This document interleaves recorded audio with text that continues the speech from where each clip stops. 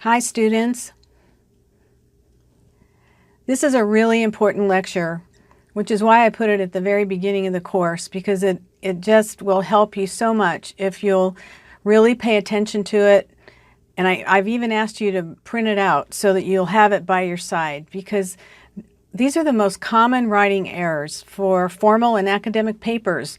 And if you remember from my intro video, I told you that academic writing is so different from other types of writing. And these are the specific errors that students continually make. I've gathered these as I've graded papers over the years, and these are the things that I grade over and over. Important, please pay attention. After you have watched and listened to this PowerPoint presentation, I strongly encourage you to print it out and keep it by your side when writing anything for this class.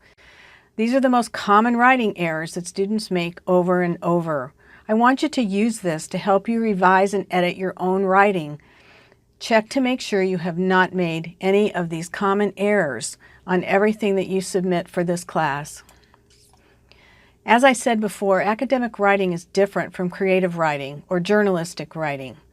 And again, as I said twice in the intro video, you do not write the way you speak. You do not write the way you speak. And I know that's hard to understand, but it's true. You just don't. You can write the way you speak on emails or texting, but certainly not for academic papers. You can't use slang. And please don't expect your reader to know what you mean. You have to be very specific about what you're saying. You can't write in fragments. You have to use complete sentences. And you must always, always use standard written English, which is what I'll be teaching you in this course. SWE, Standard Written English. Some of the bad habits to avoid in academic writing are things like this. Second person you. This is the mistake that we make all the time. You don't write academic papers using second person you unless you're otherwise instructed for a particular assignment. Academic papers should always be written in third person. For example, he, she, it, they, John, colleges, whatever your subject may be. That's third person. First person is I, second person is you, third person is he, she, or it. So try to remember that. Unless I give you special permission to write in first or second person, always write in third person.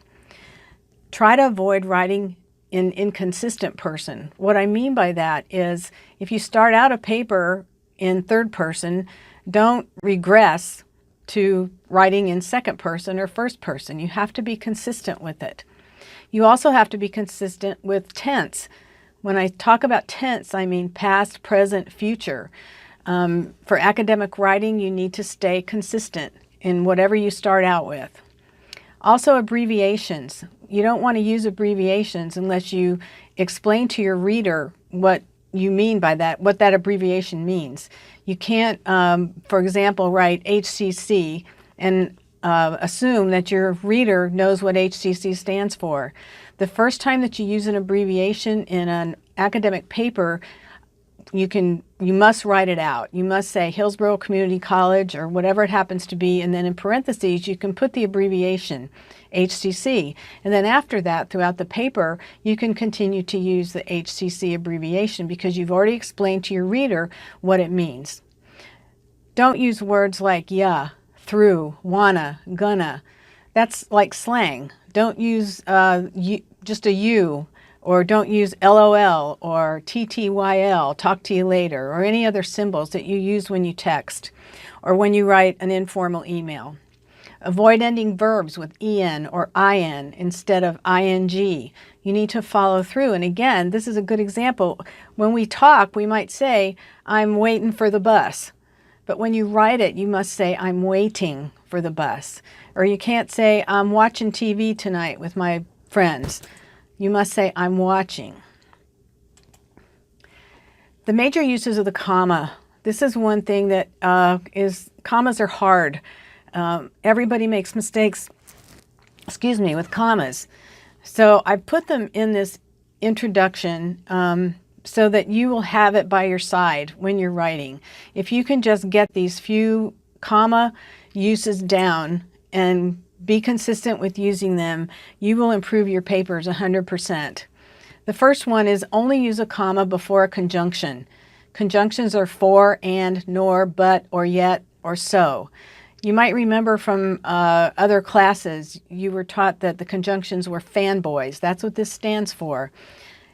For, and, nor, but, or yet, or so. The only time that you can use a comma before a conjunction is when what is on both sides of it can stand alone as a complete sentence. For example, no grand idea was ever born in a conference, comma, but a lot of foolish ideas have died there. Do you see how what's on both sides of this can stand alone? No grand idea was ever born in a conference is a complete sentence, so it can stand by itself. And after the conjunction but, a lot of foolish ideas have died there. It's also a complete sentence and can stand alone. That's the only time you put a comma before a conjunction. After an introductory clause or phrase. An introductory clause is a dependent clause, which means it can't stand alone. So when you know there's more to come, for example, if thought corrupts language, comma, language can also corrupt thought. Excuse my typo there on the and. If thought corrupts language, comma, language can also corrupt thought. Do you see how the beginning of the sentence is dependent? It's a dependent clause. It can't stand alone, but what follows after it can. So you always use a comma after an introductory clause. You always use a comma between all items in a series. For example, all the things I really like to do are either immoral, comma, illegal, comma, or fattening. Some people think it's okay to leave off the comma after, for example, illegal, and that is acceptable nowadays, but the very formal Oxford way of writing commas is all the things I really like to do are either immoral, comma, illegal, comma, or fattening. The next one, you always use a comma between coordinate adjectives, but only if you can put the word and between the two adjectives. Then you need a comma. For example, there is a mighty big difference between good sound reasons and reasons that sound good. Notice that if you reread the sentence to say there is a mighty and big difference between good sound reasons and reasons that sound good, it would make sense. So that's how you know you need a comma, if you can put and between the two coordinate adjectives. The next one, to set off non-restrictive elements, words that can be left out of a sentence and not affect the meaning. This is when you also use commas. For example, silence, comma, which will save me from shame, will also deprive me of fame. Which will save me from shame are your non-restrictive elements. That means the sentence can stand alone without it. Now try reading the sentence without that. Silence will also deprive me of fame. You see, you still have a complete sentence, and it hasn't changed the meaning at all. It just gave added information that really wasn't necessary. These are the main uses of a comma. There are some misuses of the comma, and this has to do with not using fragments. It has to do with trying to stay away from run-on sentences, those kinds of things. Do not use a comma to connect two independent clauses. Remember, an independent clause is something that can stand alone. It's a complete sentence. This creates a comma splice, and I'm sure you've heard that term before. But how do you correct it? You include a coordinating conjunction or use a semicolon to separate it. For example, this is the wrong way. The ship was huge. Its mast stood 8 feet high. This is a run-on sentence, and you've created a comma splice after huge by using that comma. The right way would be, the ship was huge, comma, and its mast stood 8 feet high. Do you see how you've corrected the sentence? And you can leave the comma, but you have to put that coordinating conjunction in there, and. Notice what's on both sides of this can stand alone. The ship was huge is a complete sentence. Its mast stood 8 feet high. That's a complete sentence.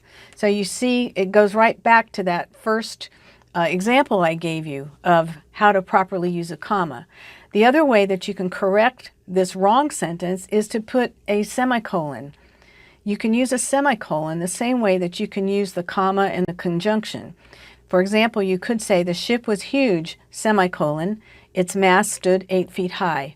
That just separates it and alleviates that comma splice in that wrong sentence. Pronoun antecedent agreement and reference is another huge error that students make all the time. Pronouns take the place of nouns. What's a pronoun? A pronoun is he, she, it, they, I, you. It takes the place of a noun. The antecedent is a word to which the pronoun refers, and you need to know that definition, so I strongly encourage you to underline it, highlight it, put it in your head, and remember it. The antecedent is the word to which the pronoun refers. For example, Mary went to the store and she bought candy. Mary is the antecedent for the pronoun she. Subject-verb agreement is another area where students always make mistakes. Subjects and verbs must agree in number, meaning whether it's singular or plural, and in person. And that's that person again, that first, second, third person. They have to agree. For example, these exercises, which is a plural subject, are, which is a plural verb, a test of your endurance. These exercises are a test of your endurance. The subject is exercises and the verb is are, and they agree because they're both plural. You wouldn't say, these exercises is a test of your endurance. You see how it's different? Another example, this exercise, which is singular, is a singular verb, a test of your endurance. The exercise, see, you wouldn't say, this exercise are a test of your endurance. You would say, this exercise is a test of your endurance. Again, they agree. Sentence fragments. Again, we're so used to talking in sentence fragments, and that's normal. It's okay. We always do that. That's why I said you do not write the way you speak, because we speak in fragments. But when you write formally, you have to make complete sentences. A fragment is a word group that does not have both a subject and a verb. It is not a complete sentence. So you have to be able to identify the subjects and the verbs. You're going to be doing some practice work on the 8 parts of speech this week. So please pay attention to how to identify your subject and your verb. It's really important. It affects every part of your writing.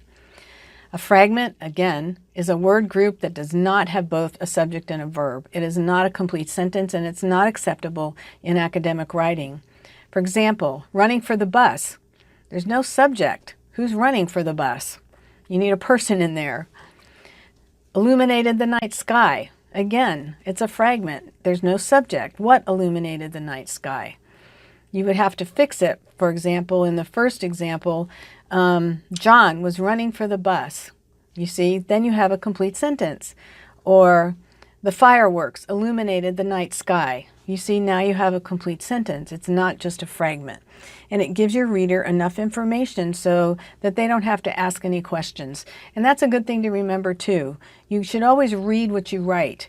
Go back and read it and pretend you're just, a strange reader and you're reading somebody else's work. And if you have to ask questions about what the writer is saying, then it has not been written clearly enough.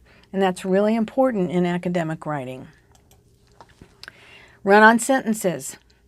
These are like those comma splices. A run-on sentence is an independent clause that can stand alone as a sentence that has not been joined correctly. You see?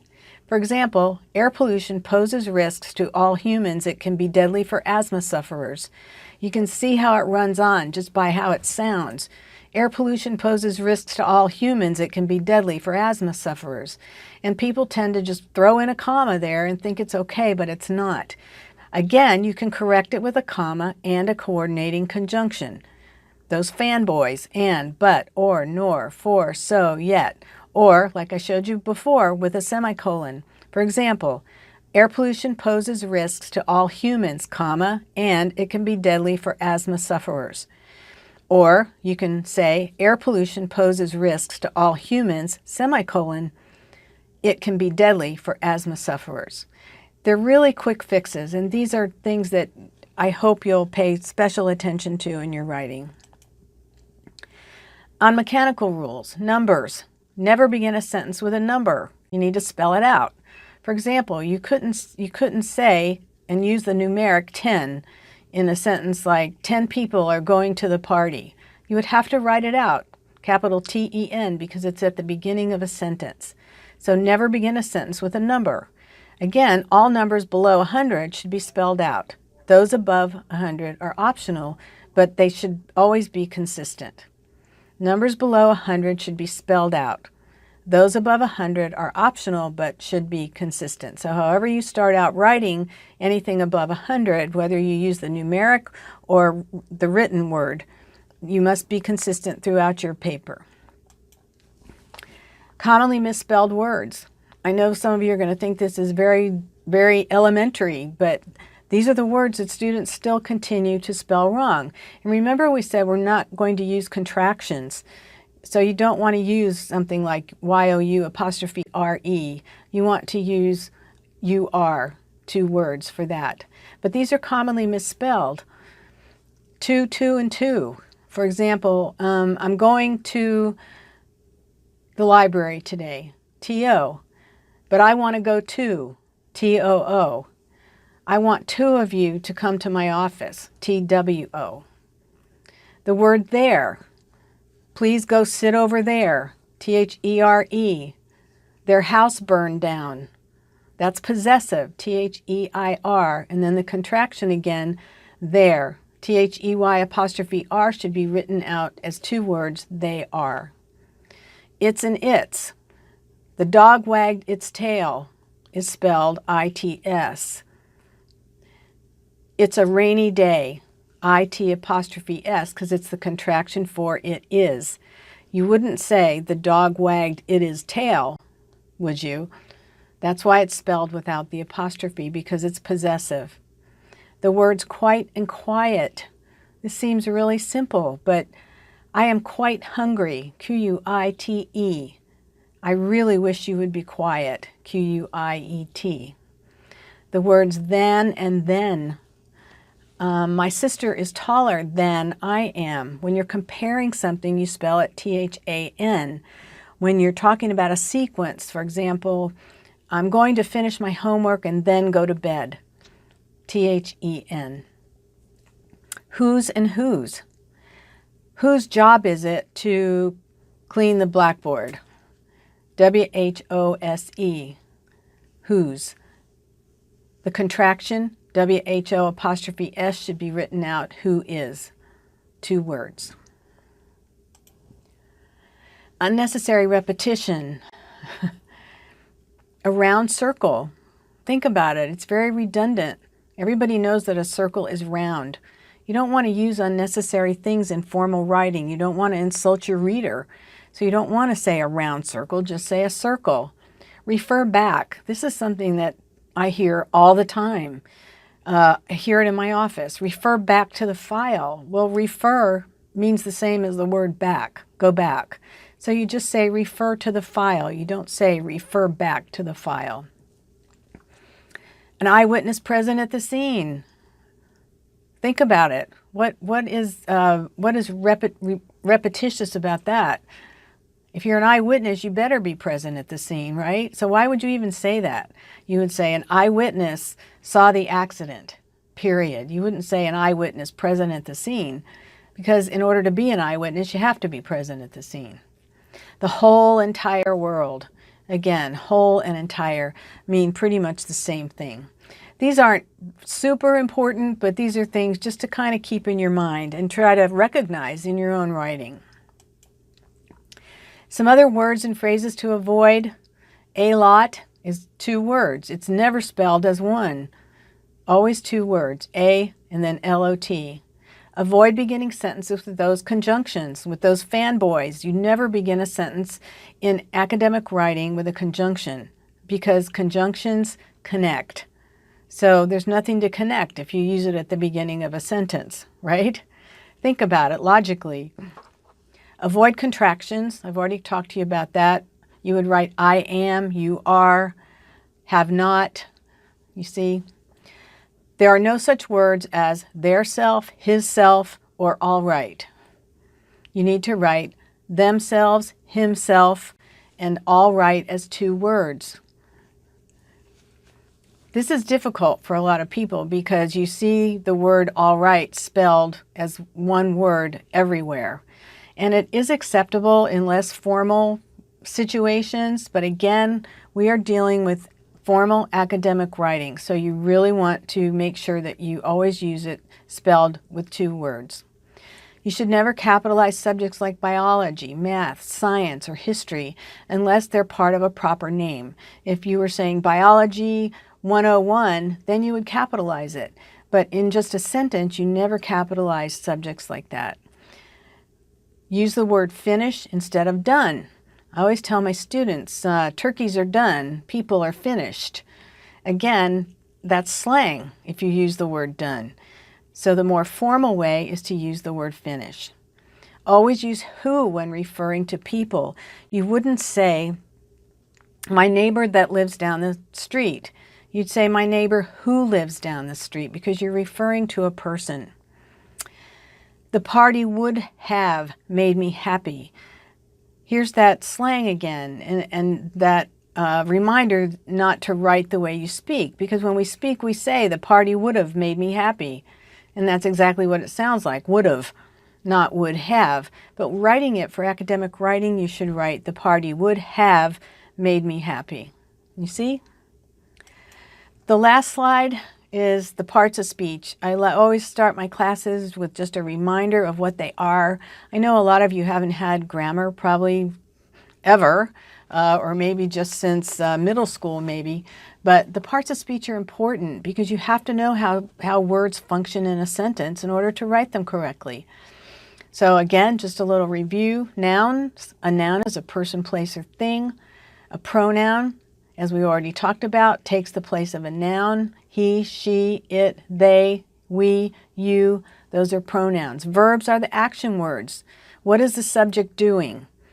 Mary ran down the street. The verb would be ran. Adjectives describe a noun or a pronoun. Adverbs describe a verb, an adjective, or another adverb. So think about where they're placed. An adverb will be describing how Mary ran. Mary ran quickly down the hill. So quickly would be your adverb. And usually adverbs, for the most part, you can always identify them because they usually end in ly. Prepositions are really important, and they're often mistaken for the subject of a sentence, but they're not. Remember, some of you may remember prepositional phrases.